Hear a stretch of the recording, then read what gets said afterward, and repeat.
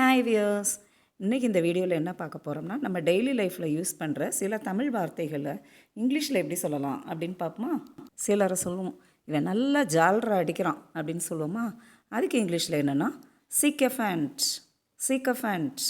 For example, the politician is surrounded by sycophants. அந்த அரசியல்வாதியை சுற்றி எப்போவுமே ஜால்ரா அடிக்கிற கூட்டமாக இருக்கும். பதற்றம். அதாவது சிலருக்கு வந்து புதுசாக ஒரு இடத்துக்கு போனாலோ இல்லை ஸ்டேஜில் ஏறிட்டாலோ என்ன பதட்டமாக இருக்குமா. அதுக்கு இங்கிலீஷில் என்ன சொல்லலாம்னா jittery. Jittery. For example, I felt jittery before going on stage. அதாவது ஸ்டேஜுக்கு போகிறதுக்கு முன்னாடி நான் ரொம்ப பதட்டமாக இருந்தேன் அப்படின்னு மீனிங். சிலர் வந்து பார்த்திங்கன்னா, மற்றவங்க நம்மளை தப்பாக நினைப்பாங்களோ, நம்ம தப்பு பண்ணிட்டோமோ அப்படின்னு சொல்லி பிரம்ம பிடிச்ச மாதிரி இருப்பாங்க. அதை இங்கிலீஷில் எப்படி சொல்லலாம்னா paranoid. Paranoid. For example, she is getting paranoid about what other people think of her. அவள் வந்து இப்படி மற்றவங்க தன்னை பற்றி என்னன்னு நினச்சிக்கிடுவாங்களோன்னு அவங்க பிரம்ம பிடிச்ச மாதிரி இருந்தாங்களாம்.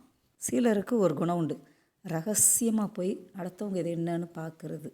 அந்த ரகசியமாக பார்க்குறது அதுக்கு இங்கிலீஷில் என்னென்னா Snoop. Snoop. Don't Snoop into my phone. N phone இப்படி ரகசியமாக பார்க்காத.